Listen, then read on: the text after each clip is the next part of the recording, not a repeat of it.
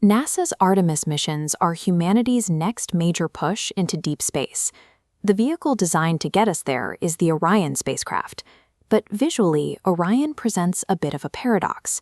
On the outside, it is nearly identical to the Apollo command module we flew over 50 years ago. This raises a practical question. Why spend decades and billions of dollars to build a ship that replicates a design we perfected in the 1960s? While the physics of atmospheric reentry dictate that conical shape, the internal architecture is completely different. As the exterior shells fade, you can see that the mission objectives of the modern age required a total redesign of everything inside. Apollo was built for a highly restricted 14-day sprint, designed to carry only 3 men in a very confined environment. Orion is built for a marathon. The mission mandate requires it to support up to 4 crew members for 21 days or more in deep space. Operating past the 2-week mark makes 2 things non-negotiable: sustainable life support and a high level of deep space autonomy. This forces a specific trade-off. Orion sacrifices the simple mechanical systems of the 1960s to integrate the complex infrastructure necessary to maintain crew health on long-duration flights. We can evaluate this trade-off by looking at computing and the user interface. Apollo relied on manual analog switches and a single flight computer. Because the ship couldn't adjust its trajectory in real time based on sensor data, the crew relied heavily on ground control to monitor every system. Orion replaces those dials with a glass cockpit of digital screens, powered by 2 simultaneously operating redundant flight computers that provide 4 levels of backup. A single redundant computer on Orion has 128,000 times more memory and is 20,000 times faster than the entire computer system on Apollo. However, digital screens create a physical challenge. During launch and re-entry, high G-forces and vibrations make it impossible for a restrained astronaut to touch these screens with any accuracy. To solve this, Orion uses a cursor control device, or CCD, placed at the astronaut's left hand. This allows the crew to navigate the flight software remotely while remaining fully strapped in. By utilizing these computing redundancies, Orion breaks its dependency on Earth, granting the crew autonomous situational awareness and real-time control. The second category for comparison is power generation and radiation protection. Apollo's power supply was finite. It used fuel cells that combined hydrogen and oxygen loaded before launch. Once those resources were gone, the mission had to end. This chart highlights the constraint. While Apollo's power supply depletes over its 14-day timeline, Orion uses solar arrays to capture energy from the sun, creating a continuous, renewable power source. Extended mission timelines also mean more exposure to solar radiation. Apollo managed this risk by flying during periods of low solar activity.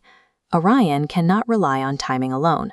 Its computers are radiation hardened, and it is equipped with the Hybrid Electronic Radiation Assessor, or HERA, to monitor the environment constantly.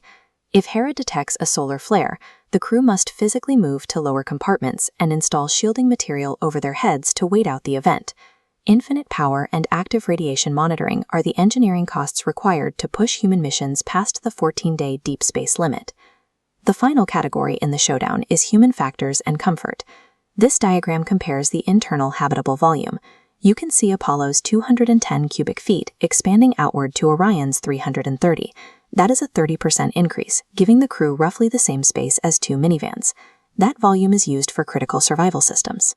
Apollo lacked a functional waste management system, which created significant hygienic difficulties over the course of 2 weeks. Orion includes the Universal Waste Management System. It provides privacy doors, handles waste disposal efficiently, and utilizes interchangeable funnels to accommodate a mixed-gender crew. On a 21-day mission, dedicated waste management and privacy are functional requirements for maintaining hygiene and long-term crew performance. Daily life in zero gravity also causes bone and muscle loss.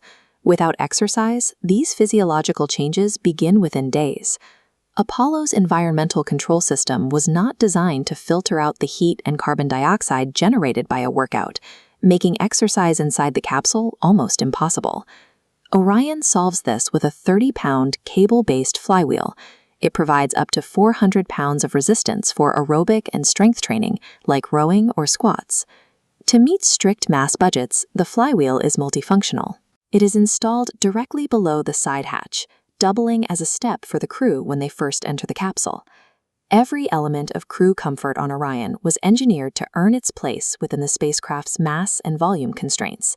We can map these engineering choices onto a final quadrant chart. The y-axis tracks impact on survival, while the x-axis tracks the complexity of the ship's systems. Apollo sits here. It was a successful design because it kept system complexity low, but it offered very limited long-term survival capabilities. Orion moves up and to the right. It accepts high system complexity as the necessary price for high long-term survival. There is a certain nostalgia for the manual, mechanical simplicity of the Apollo era, where every switch had a physical connection. But reaching destinations like Mars requires the highly redundant, automated architecture found in Orion. Orion's automated architecture manages the continuous logistics of survival, allowing the crew to focus their bandwidth on mission-critical science and maneuvers.